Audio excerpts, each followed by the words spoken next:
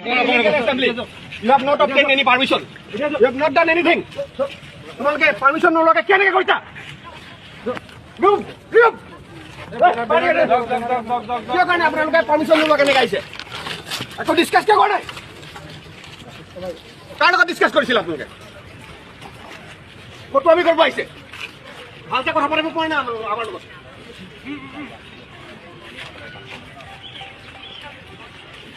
কোনটো পাৰমিশন দিয়া নাই আপোনালোকক?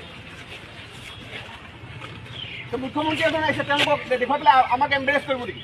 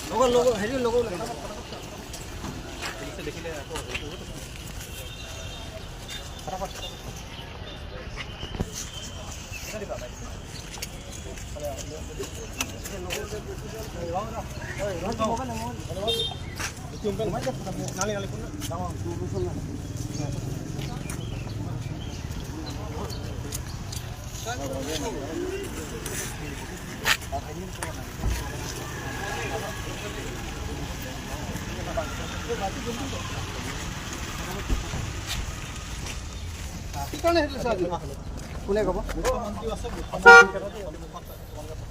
আমি নম্বৰ 1 টু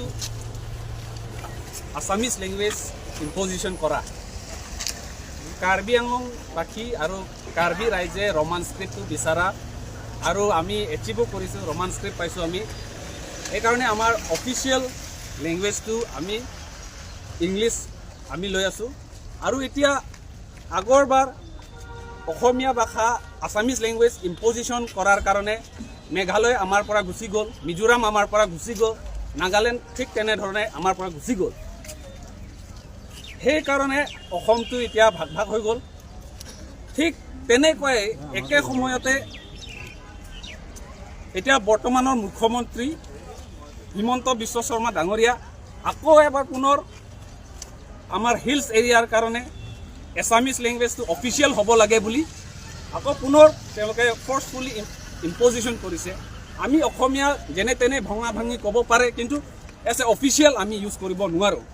আমাৰ কাৰণে হয় আমি কাৰ্বি ইউজ কৰিম নতুবা আমি ইংৰাজী ইউজ কৰিম, সেইটো নম্বৰ 1। আৰু কাৰ্বি আংলঙৰ যিমানখিনি চলাৰ প্ৰজেক্টেই হওক, CBG প্লানে হওক, আম্বানী আদানী ডাঙৰ ডাঙৰ কৰ্পৰেট কোম্পানীক কাৰ্বি আংলঙৰ মাটি গোটাই দিয়াটো আমি মানি নলওঁ বুলি। সেইকাৰণে আজি অসমৰ মুখ্যমন্ত্ৰী ডাঙৰীয়া ইয়াত আহিছে। সেইকাৰণে আমি আমাৰ মেছেজটো তেওঁক দেখুৱাব বিচাৰিছোঁ আৰু অসমীয়া আসামিজ ল্যাঙ্গুৱেজটো হিলছ এৰিয়া যাতে ইম্প'জ নহয়, সেইটো কাৰণে আমি প্ৰতিবাদ কৰিছোঁ। হয়, মুখ্যমন্ত্ৰীক আমি সুধিছিলোঁ এখন আগত, মুখ্যমন্ত্ৰী ক'লে কাইলৈ কাজিৰঙাত আমাৰ লগত আলোচনা কৰিব। আৰু CBG প্ৰকল্পৰ পৰা আৰম্ভ কৰি যিটো কৈছে এইখিনি উন্নয়নমূলক কাম কাৰ্বি আংলঙত হৈছে। সৈনিক স্কুলটো গোলাঘাটতো বিচাৰিছিলোঁ, কিন্তু কাৰ্বি আংলঙত দিছে। ডেভেলপমেণ্ট যদি নিবিচাৰে তেতিয়া আমি বেলেগত লৈ যাম। আৰু নেপিয়াৰ ব্ৰাছ লগালে সকলো মানুহৰ মানে উন্নতি হ'ব কাৰ্বি আংলঙত। তেওঁ তেনেকুৱা ধৰণে কৈছে, লৈ যাব দে। তেওঁলোকে কৈছে যে আমাক বিঘা প্ৰতি 10,000কে দিব বছৰকে। আমাৰ ইয়াতে ফ্লাইঅভাৰ বনাইছে 250 কোটি ইমান বাজেট আছে। যদিহে 10,000কে দিব তেতিয়াহ'লে আমি যদি 1 লাখ বিঘা মাটিও দিয়ে তেতিয়াহ'লে আমাৰ কাৰণে 1 বছৰত এইটো 2টা খুঁটি বনাবলৈ কাৰণে নহয়, এইটো 1 লাখ বিঘা মাটি যদিও দিয়ে, কাৰণ তেতিয়াও আমাৰ ফ্লাইঅভাৰ কমপ্লিট নহয়। গতিকে